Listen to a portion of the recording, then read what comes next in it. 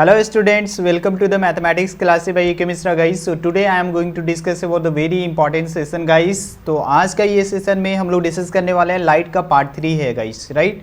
तो जो भी क्लास 10th के स्टूडेंट हैं जो 2021 में एग्जामिनेशन देने वाले हैं तो बिल्कुल मैथमेटिक्स क्लासेज आपको कंटिन्यूसली लाइव सेशन आपको प्रोवाइड करा रहा है। बिल्कुल आप हमारे साथ जुड़कर बहुत अच्छे से पढ़ाई कर सकते हैं guys, right.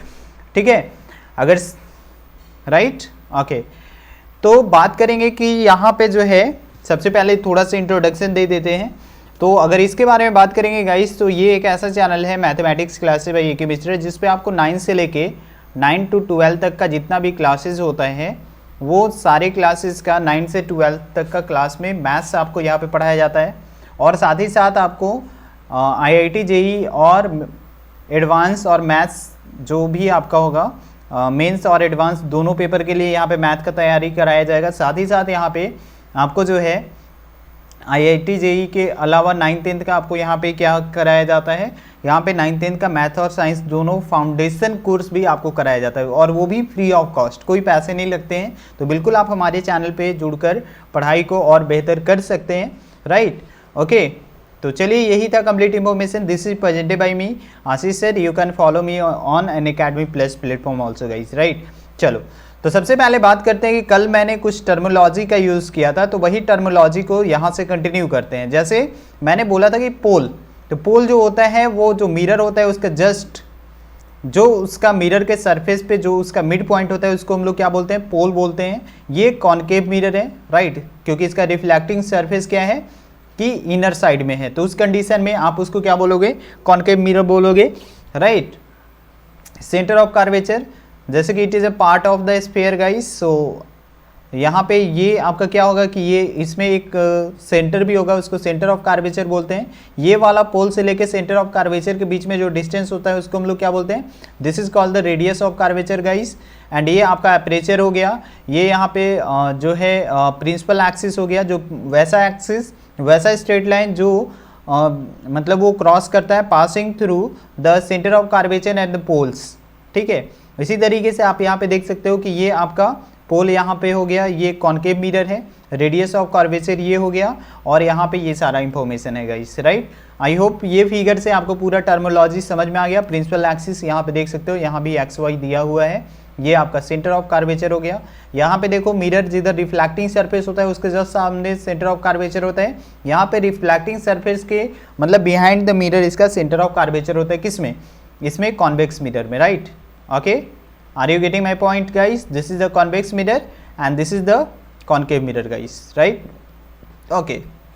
Now I am going to discuss, आज हम लोग डिस्कस करने वाले हैं relation between the radius of curvature and the focal length of the spherical mirror. तो सबसे पहले बात करेंगे गाइस कि आखिर रेडियस ऑफ कर्वेचर क्या होता है। और अभी हम लोगों ने बात किया कि अगर मान लो कि हमारे पास यहाँ पे क्या है कि ये अगर कोई मान लो ये कॉनकेव मिरर है, ठीक है, तो कॉनकेव मिरर है तो यहाँ पे क्या होगा कि इसका रेडियस ऑफ कर्वेचर यहाँ पे होगा, राइट।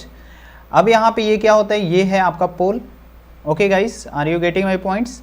और ये यहाँ पे क्या हो जाएगा, तो यहाँ पे सेंटर ऑफ कर्वेचर और इस पोल के बीच का जो डिस्टेंस होता है इसी को हम लोग क्या बोलते हैं, रेडियस ऑफ कर्वेचर बोलते हैं। तो इसको हम लोग कैपिटल R से डिनोट करते हैं। तो ये हो गया आपका radius of curvature, okay right. Are you getting my points guys? Now what we can say that, अब यहाँ पे समझ लो कि यहाँ पे फोकल लेंथ जो होता है, फोकस जो होता है इसका प्रिंसिपल फोकस, ये इस पोल और इस सेंटर ऑफ कर्वेचर के जस्ट मिड पॉइंट में होता है। तो इसको कैपिटल F से डिनोट करते हैं। लेकिन अगर फोकल लेंथ अगर पूछे तो ये आपका फोकल लेंथ पोल से लेके फोकस के बीच का जो डिस्टेंस होता है उसी को हम लोग क्या बोलते हैं, उसी को बोलते हैं हम लोग फोकस। मतलब इसका फोकस क्या होगा, फोकस यहाँ पे होगा, प्रिंसिपल फोकस अगर हम लोग बात करें तो जो पोल और सेंटर ऑफ कर्वेचर के बीच में वैसा पॉइंट जो प्रिंसिपल एक्सिस पे हो, जस्ट उसके मिड पॉइंट पे हो, तो उसको हम लोग क्या बोलते हैं, उसको हम लोग बोलते हैं principal focus, right. And the distance between the pole and the principal focus is called the focal length, right. तो यहाँ पे आपको समझ में आ गया कि ये जस्ट मिड पॉइंट में होता है। इसका मतलब टोटल डिस्टेंस अगर R है और यहाँ पे F है तो हम लोग इसको क्या लिख सकते हैं, F equal to 2R, right. तो F इक्वल टू क्या हो जाएगा, R/2। तो इसका हम लोग यूज जो है वो न्यूमेरिकल बनाने में भी करते हैं। तो यही यहाँ पे लिखा हुआ है for spherical mirror having the small aperture, अगर आपका एपरेचर अगर स्मॉल है and principal focus lie exactly mid way between the pole and centre of curvature, अगर एपरेचर अगर छोटा है तो इस कंडीशन में आपका ये जो प्रिंसिपल फोकस होता है वो जस्ट एग्जैक्टली उसके मिड पॉइंट में होता है। किसके किसके मिड पॉइंट में होता है? प्रिंसिपल एक्सिस पे वो जो होता है पोल और सेंटर ऑफ कर्वेचर के बीच में होता है, राइट। अब इस कंडीशन में फोकल लेंथ जो होगा वो स्फेरिकल मिरर, चाहे वो कॉनकेव मिरर हो या कॉन्वेक्स मिरर हो, ये आपका जस्ट क्या होता है? फोकल लेंथ आपका रेडियस ऑफ कर्वेचर का क्या होता है? 1 मिनट गाइस, यहाँ पे थोड़ा सा मिस्टेक हो चुका है। R = 2f होगा, ठीक है। तो यहाँ पे क्योंकि ये तो हाफ नहीं होगा, यहाँ पे f = 2r नहीं होगा, by mistake I have written here, so sorry for this guys. यहाँ पे आप लिखोगे R = 2f, क्योंकि क्या है कि आपका f जो है वो डबल होगा ना, क्योंकि ये तो मिड पॉइंट है, तो ये 2r के बराबर 2f के बराबर होगा ये r, ठीक है। अगर यहाँ से यहाँ तक का डिस्टेंस f है तो यहाँ से यहाँ तक का भी डिस्टेंस क्या होगा? f होगा, और दोनों f को जोड़ेंगे तो 2f हो जाएगा, और ये 2f आपका किसके बराबर हो जाएगा? r के बराबर हो जाएगा। तो यही f = कितना आ गया? r/2। तो यहाँ पे आप बोल सकते हो कि f = क्या हो जाएगा? Radius of curvature divided by 2 guys, right. अब हम लोग बात आज पढ़ेंगे पूरा का पूरा कॉनकेव मिरर का यहाँ पे जो इमेज फॉर्मेशन होता है उसके बारे में, राइट, ओके। तो सबसे पहले अगर हम लोग बात करेंगे तो कॉनकेव मिरर में जो भी रूल ऑफ जो होता है वो पहले डिस्कस करेंगे, then after I will discuss कि कहाँ पे हम लोग कैसे इमेज रखेंगे, कहाँ पे ऑब्जेक्ट रहेगा तो उसका इमेज कैसे बनेगा, उसके बारे में बात करेंगे। तो सबसे पहले rule for obtaining the image form by the concave mirror. So rule number first, the ray of light which parallel to the principal axis of a concave mirror passes through its focus after reflection from the mirror, right? So जब कभी भी अगर ये incident ray is parallel to the principal axis and after reflection it passes through the focus, यही था। अगर रे of light अगर प्रिंसिपल एक्सिस के पैरेलल जा रहा है, ठीक है, तो वो जैसे ही मिरर से टकराएगा तो रिफ्लेक्शन के बाद वो आपका कहाँ पे कौन से पॉइंट से होकर गुजरेगा? तो वो आपका फोकस से होकर गुजरता है, प्रिंसिपल फोकस से होकर गुजरता है। तो ये आपका पहला रूल हो गया, राइट। तो जब कभी भी ऐसा अगर प्रोसेस होगा तो उसमें हम लोग उसको फोकस से ही क्रॉस कर ले जाएंगे, राइट। दूसरा properties, another rule is a ray of light is passes through the center of curvature of a concave mirror is reflected back along the same path। देखो यहाँ पे जैसे रे of light passes through the center of curvature and after reflection it bouncing back, right. तो इस condition में it reflected back along the same path, ये same path से क्या हो जाता है? आपका बैकवर्ड डायरेक्शन में, जिस डायरेक्शन में आया उसी डायरेक्शन में आपका चला जाता है, right. Are you getting my points guys? Okay.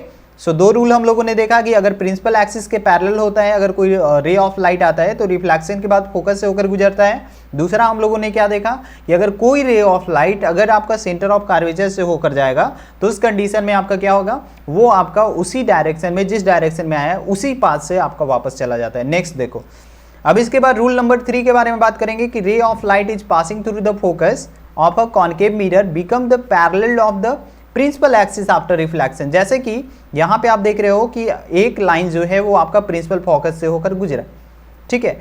तो ये आपका क्या होगा? ये आपका रिफ्लेक्शन के बाद इस प्रिंसिपल एक्सिस के पैरेलल हो जाएगा। दोनों रिवर्स होता है।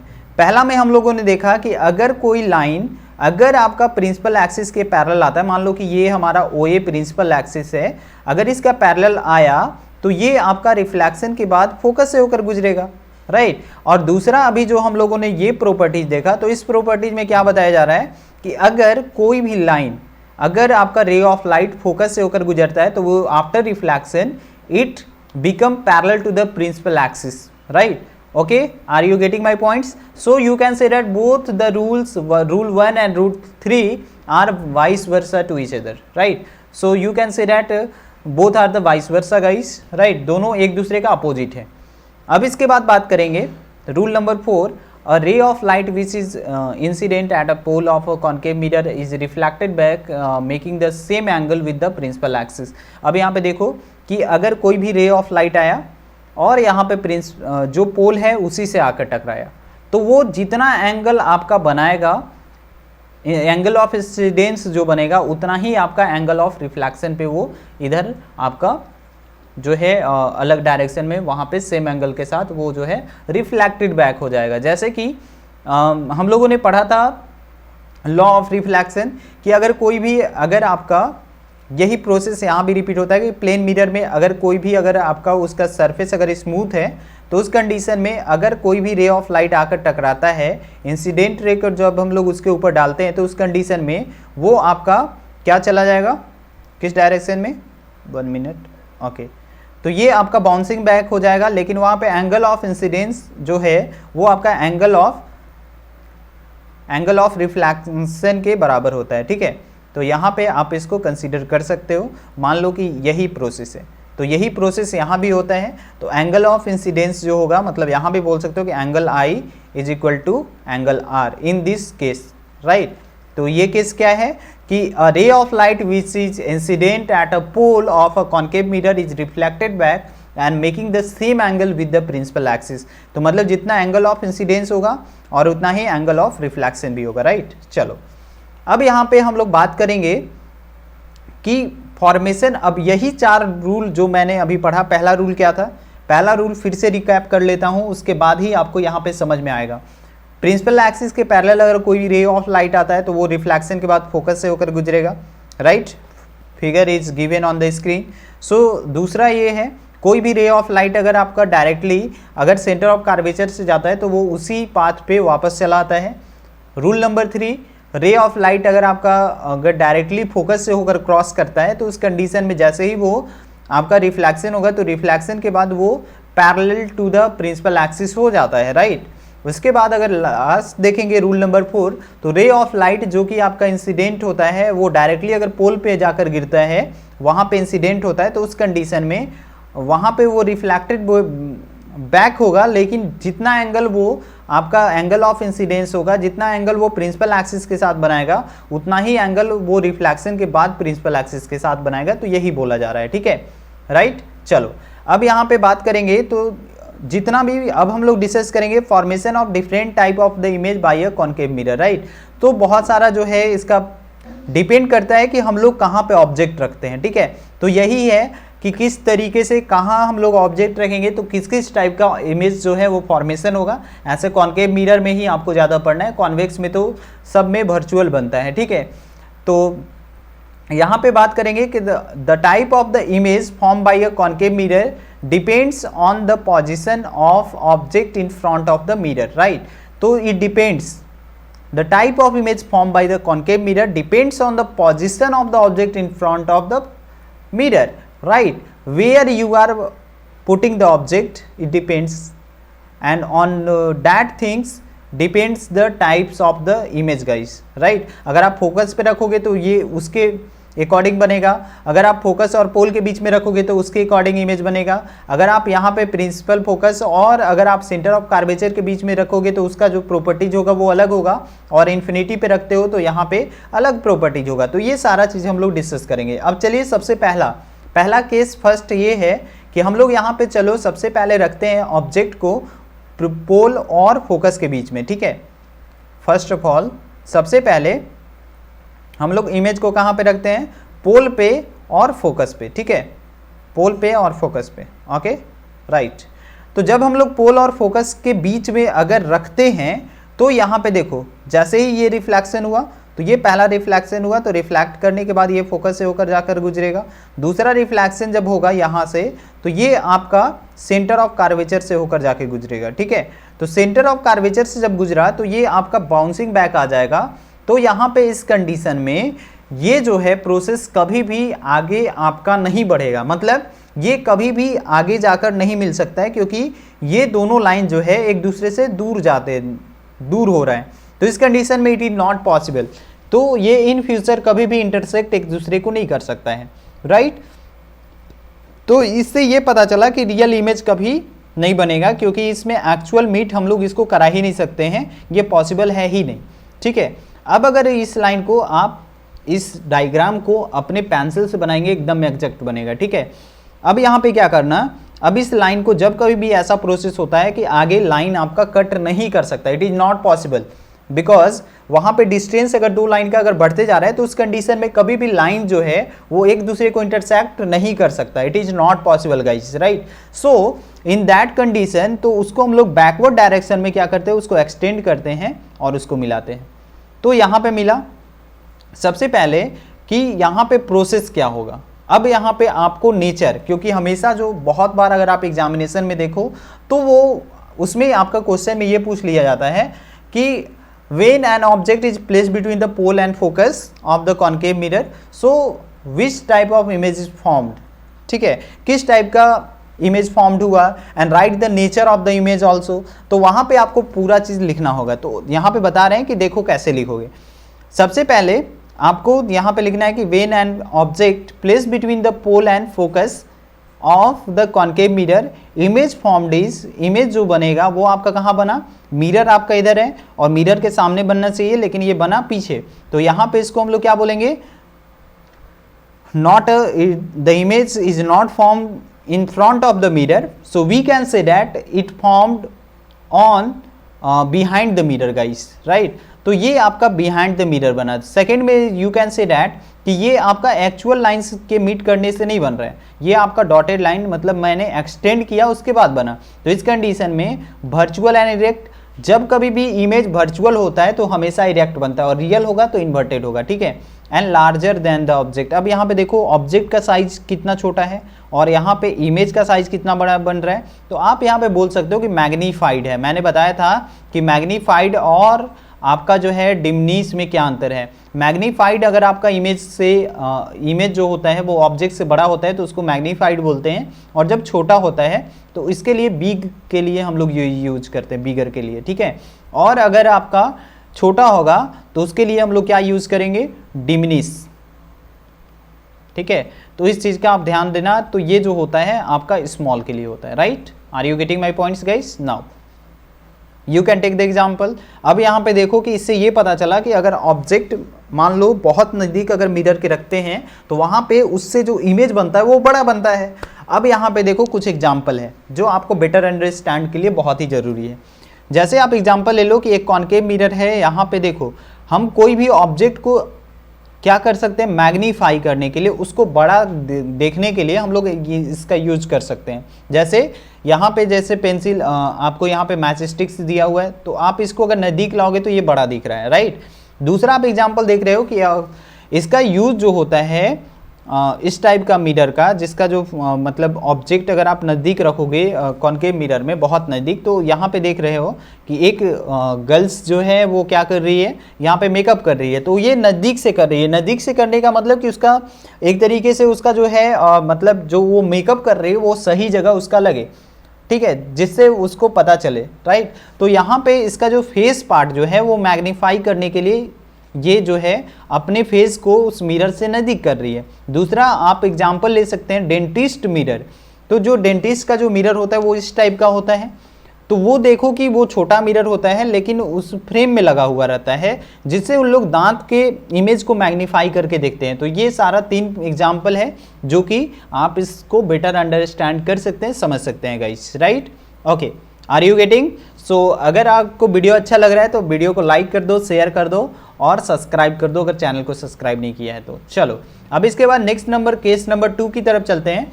तो केस नंबर 2 ये है कि when an object is placed at a focus of a concave mirror, right. अगर कोई ऑब्जेक्ट अगर आपका जस्ट एग्जैक्ट अगर फोकस पे रखा हुआ है, right, exact on the focus, तो यहाँ पे इस कंडीशन में भी क्या बनेगा, यहाँ पे पहले रिफ्लेक्शन हुआ तो रिफ्लेक्शन के बाद ये फोकस से होकर जाएगा, तो पहला तो ये बनेगा। दूसरा यहाँ पे ये कॉन्केव ये जो है सेंटर ऑफ कर्वेचर से जाएगा, तो सेंटर ऑफ कर्वेचर से गया तो यहाँ पे आप इस चीज़ में ध्यान रखना कि सेंटर ऑफ कर्वेचर से जब जा रहा है तो ये लाइन का डिस्टेंस जो है वो धीरे धीरे घट रहा है दोनों लाइन के बीच में। तो ये लाइन मिलेगा लेकिन कहाँ मिलेगा ये हमको पता नहीं है, क्योंकि बहुत कम डिस्टेंस, बहुत स्मॉल डिस्टेंस यहाँ पे जो है वो कम होते जा रहा है, राइट। तो इस तरीके से हम लोग क्या बोलेंगे कि when an object is placed at the focus of the concave mirror the image is formed. पहला तो इमेज कहाँ बनेगा, इन्फिनिटी पे बनेगा, राइट। और दूसरा चीज़ है कि ये कौन से लाइंस के मिलने से बन रहा है?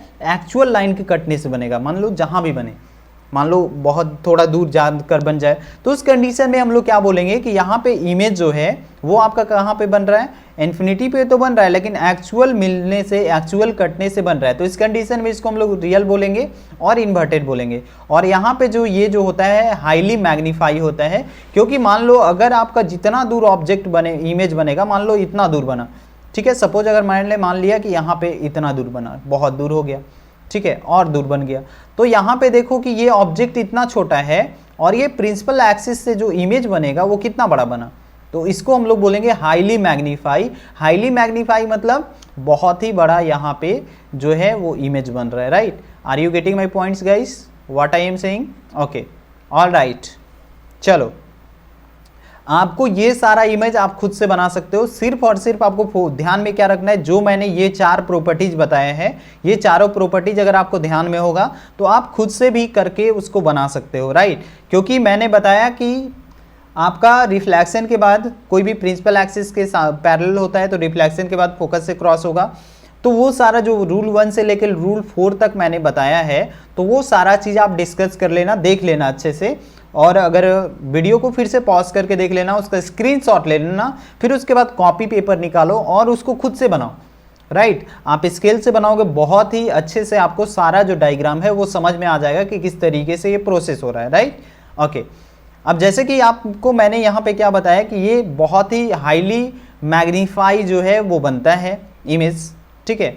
अब यहाँ पे देखो कि जब हम लोग लाइट बॉल में अगर देखते हैं, when the lighted ball is placed in the force of the at the focus of the concave mirror reflector, the diverging light rays of the bulb are collected by the concave reflector and then reflected to the produce a strong and parallel side of beam of light. okay, अब यहाँ पे देखो किस तरीके से process होता है। अब यहाँ पे बाहर क्या है, ये बाहर जो लगा हुआ रहता है ये एक तरीके से कॉन्केव मिरर है, ठीक है। अब यहाँ पे देखो कि ये कॉन्केव रिफ्लेक्टर है और यहाँ पे जब कभी भी ये लाइट यहाँ से क्रॉस कर रहा है, यहाँ पे पैरेलल बीम ऑफ लाइट आया और इससे निकल रहा है, तो यहाँ पे जब हम लोग बॉल को जलाते हैं, जो कि जिसका फोकस कहाँ पे होता है, वो जो टॉर्च के ऊपर जो लगा हुआ रहता है वो फोकस किस चीज़ पे होता है, वो आपका मतलब उसका जो फोकल लेंथ होता है, मतलब ऑब्जेक्ट जो होता है, जो बल्ब जो होता है वो जस्ट फोकस पे होता है, जिसके कारण वहाँ पे रिफ्लेक्ट करता है और लाइट बहुत अच्छा प्रोड्यूस होता है। तो इसीलिए वहाँ पे जो है उसके आगे जो मिरर लगा हुआ रहता है वो कौन सा मिरर होता है, वो होता है कॉन्केव मिरर। इसीलिए इसको हम लोग कौन सा मिरर कहते हैं, इसको हम लोग कन्वर्जिंग मिरर भी कहते हैं, राइट? क्योंकि हमेशा कॉन्केव मिरर जो है वो क्या करता है, वो कन्वर्ज करने का काम करता है। कन्वर्ज करने का काम मतलब बहुत सारा जो है रे ऑफ लाइट को वो एक पास लाता है, और वही अगर आप कॉन्वेक्स मिरर का एग्जांपल लें तो वो उसको डाइवर्ज करेगा। जैसे कि आप यहाँ पे एग्जांपल ले लो, एग्जांपल में आप ऐसे ले सकते हो कि जैसे कि ये कॉन्केव मिरर को हम लोग कन्वर्जिंग मिरर भी बोलते हैं, क्योंकि जब कभी भी ये रिफ्लेक्शन होगा तो इस तरीके से ये एक जगह पे जमा हो जाएगा। लेकिन अगर आप यहाँ पे बात करते हो, 1 मिनट गाइस, 1 मिनट रुक जाना थोड़ा सा, ओके, ठीक है, ओके। यहाँ पे जैसे कि अभी मैंने बताया ये वाला, यस, ओके, चलो। अब अभी मैंने क्या बताया कि जब ये ऑब्जेक्ट है यहाँ पे फोकस पे था, तो फोकस पे ये पहले गया, फोकस से क्रॉस हुआ, दूसरा आपका यहाँ पे आया, ऐसे चला गया, तो यहाँ पे ये धीरे धीरे नज़दीक आ रहा है, ठीक है। तो ये जब कभी भी अगर आप कॉन्केव मिरर का देखो प्रॉपर्टीज, यहाँ पे देख लो, जैसे कि यहाँ पे देखो, तो ये जो बल्ब है, ये जो बल्ब है ये क्या कर रहा है, ये यहाँ पे लाइट जो है इसको ऐसे दे रहा है। अब ये क्या किया, ये जैसे ही यहाँ पे लाइट इस पे जाकर टकराया, और लाइट जो इस पे जाकर टकराया तो ये इसको क्या किया कि सारे लाइट को इसको कन्वर्ज कर दिया, ठीक है, कन्वर्ज करने का काम कर रहा है, राइट? इस चीज़ का आपको ध्यान रखना है, ठीक है। तो हमेशा हम लोग मिरर को क्या करते हैं, कन्वर्जिंग, कॉन्केव मिरर को कन्वर्जिंग मिरर बोलते हैं और कॉन्वेक्स मिरर को डाइवर्जिंग मिरर बोलते हैं, ठीक है। तो ये आपका हो गया। तो इस तरीके से जो लाइट जो प्रोड्यूस होता है वो कॉन्केव मिरर के कारण ही जो है, एक तरीके से अच्छा कॉन्केव मिरर के कारण ही लाइट प्रोड्यूस होता है टॉर्च में। अगर आप कॉन्केव मिरर हटा दो तो वो लाइट उतना अच्छा नहीं होगा, राइट। अब इसके बाद दूसरा बात करते हैं, थर्ड केस की तरफ चलते हैं। When an object is placed between the अभी मैंने पोल और फोकस के बीच में देखा, दूसरा पोल फोकस पे देखा। अब हम लोग देखेंगे कि फोकस और सेंटर ऑफ कर्वेचर के बीच में जब ऑब्जेक्ट रखेंगे तो उसका इमेज कहाँ पे बनेगा। तो when an object is placed between the focus and the centre of curvature of a convex mirror the image is form. तो इमेज यहाँ पे बनेगा बियॉन्ड द, यहाँ पे देख लो, यहाँ पे जैसे ही ये प्रोसेस हुआ, पहले यहाँ पे ऑब्जेक्ट रखा गया, ऑब्जेक्ट जो है यहाँ पे पहले गया और फिर यहाँ पे इस तरीके से लाइन आप खींचोगे। अब फिर दूसरा जो प्रोसेस है वो आपका यहाँ पे जाएगा, राइट, यहाँ पे गया, टकराया, फिर इसके बाद वापस आया और वापस आने के बाद फिर ये आपका कहाँ पे मिला, ये आपका beyond the centre of curvature मिला, नज़दीक में है इसलिए बियॉन्ड द बोलेंगे, अगर बहुत ज़्यादा दूर होगा तो उसको हम लोग इन्फिनिटी पे बोलेंगे, ठीक है। तो यही है, इस तरीके से आप बोल सकते हो। पहला तो प्रॉपर्टीज है इसका कि बियॉन्ड द मिरर बना, दूसरा यहाँ पे इमेज जो है वो उल्टा है और एक्चुअल लाइन के मिलने से बन रहा है, तो इस कंडीशन में आप इसको क्या बोलोगे, रियल होगा, इन्वर्टेड होगा। And larger than the object, ये ऑब्जेक्ट से क्या है, बड़ा है। जैसे कि ए बी का जो हाइट है वो इतना है और यहाँ पे ए बी डैश का हाइट कितना है, इतना बड़ा है, तो यहाँ पे आप बोल सकते हो कि मैग्नीफाइड इमेज बन रहा है, राइट। अब चलो फोर्थ केस की तरफ चलते हैं। फोर्थ केस में क्या है कि जब हम लोग ऑब्जेक्ट, अब हम लोगों ने क्या देखा कि ओके 1 मिनट, ओके गाइस,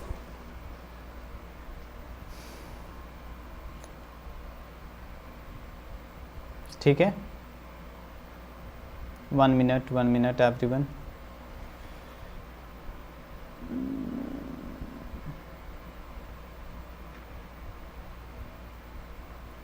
यहाँ पे जो है इमेज आई थिंक इसका गलत है, थोड़ा सा इमेज में ये प्रिंटिंग में थोड़ा सा दिक्कत आ गया है गाइस। आप इसको इमेज मैं बता दे रहा हूँ किस तरीके से बनेगा।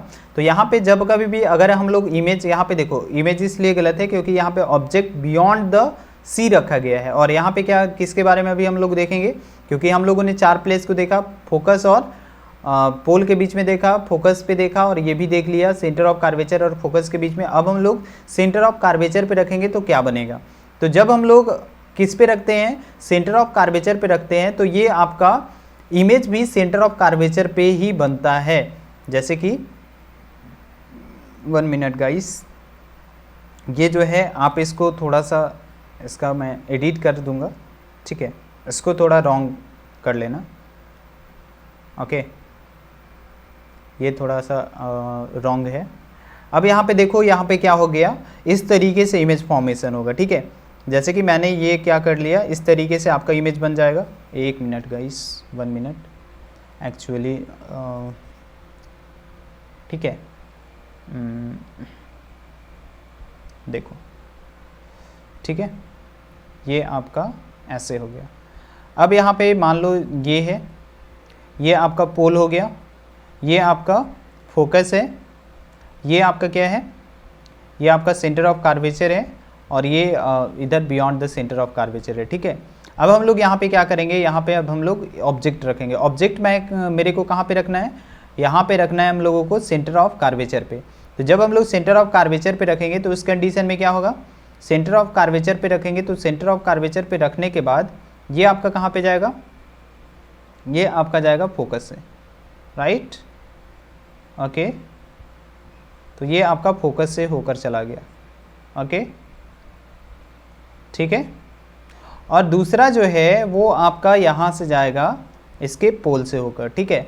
तो यहाँ पे पोल से होकर गुजरेगा और फिर यहाँ पे ये कट जाएगा यहाँ पे, राइट। तो इस तरीके से आपका इमेज का फॉर्मेशन होता है। ये प्रॉपर्टीज आपको जो है यहाँ पे कौन कौन सा लगा कि जब कभी भी अगर कोई रे ऑफ लाइट अगर पोल से होकर प्रिंसिपल एक्सिस पे जितना का एंगल बनाएगा उतना ही रिफ्लेक्शन के बाद वो प्रिंसिपल एक्सिस पे उतना ही एंगल बनाएगा। तो यही आपका इमेज फॉर्मेशन हो गया, ठीक है। तो यहाँ पे क्या पता चला कि अगर हम लोग कभी भी ऑब्जेक्ट अगर हम लोग सेंटर ऑफ कर्वेचर पे रखते हैं, ठीक है, कॉनकेव मिरर का, तो यहाँ पे इमेज जो फॉर्मेशन होता है वो एट द सेंटर होता है और at the centre of curvature real होता है और इन्वर्टेड होता है और same size as the object, मतलब ये ऑब्जेक्ट का सेम साइज के बराबर होता है।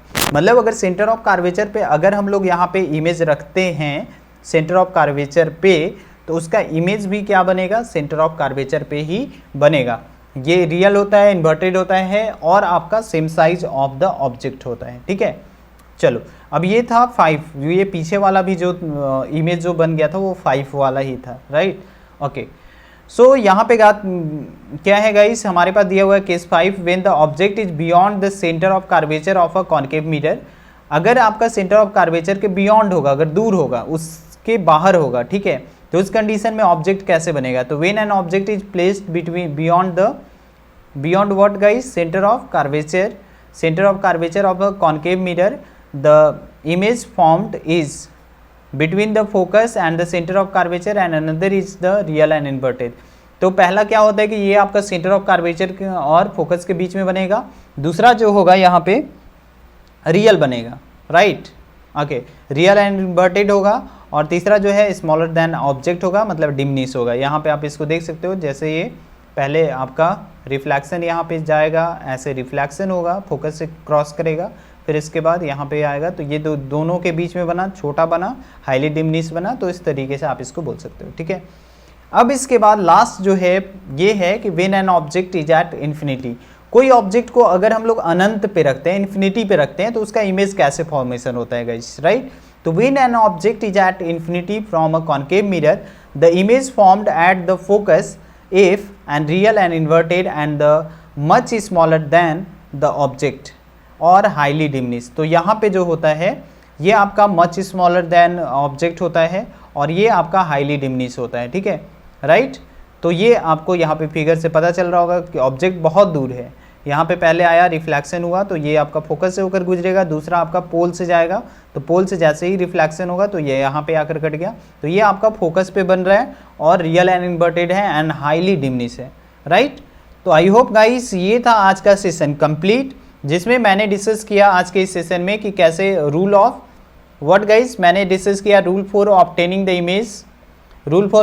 The image by concave mirror. दूसरा हम लोगों ने डिस्कस किया formation of different type of the image by a concave mirror. कल हम लोग कॉन्वेक्स मिरर और इससे रिलेटेड जो भी आपके न्यूमेरिकल्स होते हैं और जो आपका मिरर फार्मूला होता है, कल हम लोग डिस्कस करेंगे, राइट। और जो भी साइन कन्वेक्शन होता है, तो कल का जो सेशन होने वाला है गाइस, वो आपके लिए बहुत ही इंपॉर्टेंट होने वाला है। और उस सेशन में हम लोग डिस्कस करेंगे कि जो भी आपका जो प्रैक्टिकल मतलब जो भी आपका न्यूमेरिकल जो क्वेश्चंस होता है, वो सारा क्वेश्चन कल ही पे बेस्ड आपका बनेगा। अभी तक तो हम लोगों ने ये सारा डायग्राम देख रहा था, कल जो है वो मिरर फार्मूला देखेंगे, और सारा कल का सेशन बहुत ही इंटरेस्टिंग होने वाला है गाइस, राइट।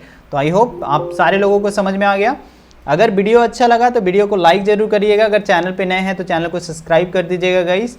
और अगर आपको लगता है कि ये वीडियो किसी और के काम आ सकता है, बिल्कुल share it to everyone, and don't forget to press the bell icon for the upcoming session guys. So see you in the next class. Thank you guys, and like this session guys. Thank you.